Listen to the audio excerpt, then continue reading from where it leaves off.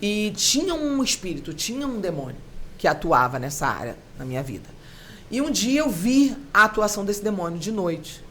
E Deus falou pra mim, olha, esse espírito, ele tá... Eu era pianista na igreja, cantava no coral e fazia parte do louvor. Eu amava tudo o que eu fazia, eu dava o meu melhor, mas de repente me proibiram de entrar na igreja.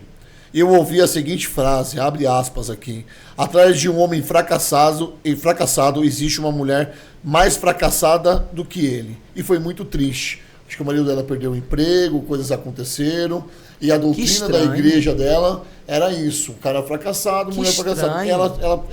Mas essas são as dores de gente de igreja. Tem dores inimagináveis, né, pastora? Mas assim, eu teria uma pergunta para essa pessoa para poder responder. Vamos lá. A pergunta seria, o que de fato aconteceu? Porque essa pessoa está contando por cima. A outra também contou por cima, me proibiram. Não, eu quero saber o que de fato aconteceu. De fato, o que aconteceu? Como é que foi isso? Porque é muito fácil contar assim, por cima. Por isso que toda fica semana, raso, né, pastora? Todo sábado eu faço uma live de aconselhamentos sentimentais no meu canal do YouTube, exclusiva para solteiros cristãos adultos. Onde as pessoas mandam no meu Telegram, o pessoal que quiser me siga no Telegram, é de graça, e elas me mandam no meu Telegram perguntas sobre essa área.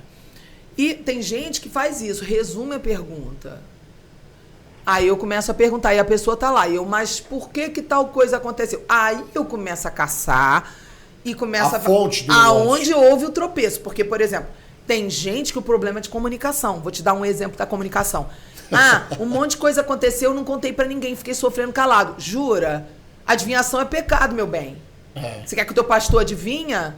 Vai lá conversar. Já você foi procurar ajuda? Você foi falar pro seu pastor o que aconteceu? Não, fiquei esperando ele adivinhar. Poxa, tá maluco? Agora, tem outros casos que a pessoa tá numa igreja que é uma sinagoga do inferno, que é uma igreja endemoniada, que não é igreja. Aí a pessoa não tá numa igreja. Tem casos e casos. Então, tem gente que é ruim de comunicação, não fala, não pede socorro, tá sofrendo, amargurado, e quer que o pastor adivinha. O pastor cuidando de um rebanho enorme, passando um monte de perrengue, e a pessoa faz uma cara triste. Meu pastor não veio falar comigo, eu fiz uma cara triste, jura?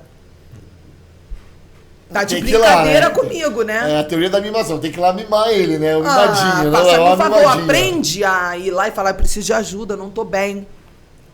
Preciso de ajuda, me atende, pastor. Tem que aprender a pedir socorro. Cada caso é um caso. Essa situação é uma. Tu conversou com o teu pastor? A minha resposta é uma pergunta.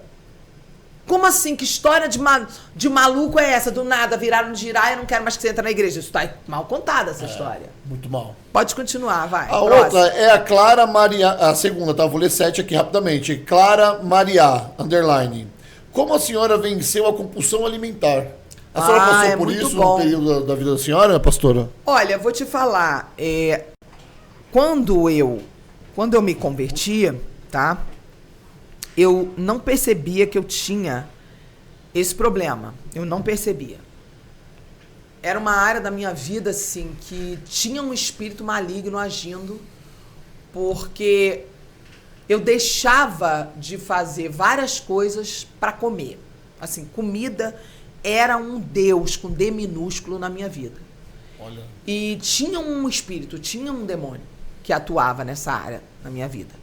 E um dia eu vi a atuação desse demônio de noite. Eu vi esse vulto passando na sala da minha casa e Deus falou para mim, olha, esse espírito, ele tá colocando fome em você na madrugada, essa vontade, essa compulsão de comida. E daquele dia em diante eu decidi fazer um jejum de 40 dias. Porque Deus me mostrou ele à noite, me mostrou que ele atuava nesse horário. E eu fiz um jejum de renúncia.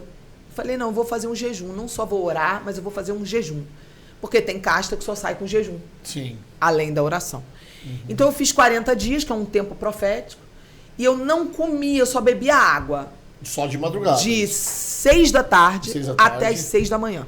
Então, se eu acordasse às 5, eu tinha que esperar até às 6 para comer. Se eu acordasse às 10, eu comia às 10. Então, eu fazia minha última refeição às 5 da tarde para poder às 6 não comer mais. Entendi. E ia dormir que horas, normalmente? Dormia no horário que tivesse que dormir. acordava no horário que tinha que acordar, normal, rotina normal. Entendi. Só que eu não comi à noite, naquele horário, durante 40 dias. E por causa de eu não comer, por causa do jejum, não só o jejum ele tem um peso intercessório, como ele também tem o poder de te lembrar. Porque toda hora que você tem a vontade de comer, você lembra da motivação e você começa a orar mais. Exatamente. Então você se move a orar mais. Que é o jejum sem propósito é dieta, né? Exato. É outra coisa, né? Sim. Então eu orava mais, eu clamava mais. E aí foi incrível que a partir daqueles, assim, no meio já dos 40 dias eu já estava liberta, eu já não tinha mais aquela compulsão e nunca mais eu tive aquela opressão, daquela fome. Nunca mais eu tive aquele negócio de noite, que era um negócio descontrolado, nunca mais. Foi assim, isso? Depois do jejum. Depois de jejum, não, nunca mais eu tive. Isso que a senhora passou por Eu fiz isso foi em 2001. Então já tem bastante 24 tempo. anos Foi atrás. 2001. E aí o que aconteceu? Dali em diante, Deus começou a me mostrar, né, que existiam muitas pessoas com problemas nessa área. Eu tenho um projeto de um livro que eu comecei a escrever, tá parado, ainda vou lançar ele, sobre isso.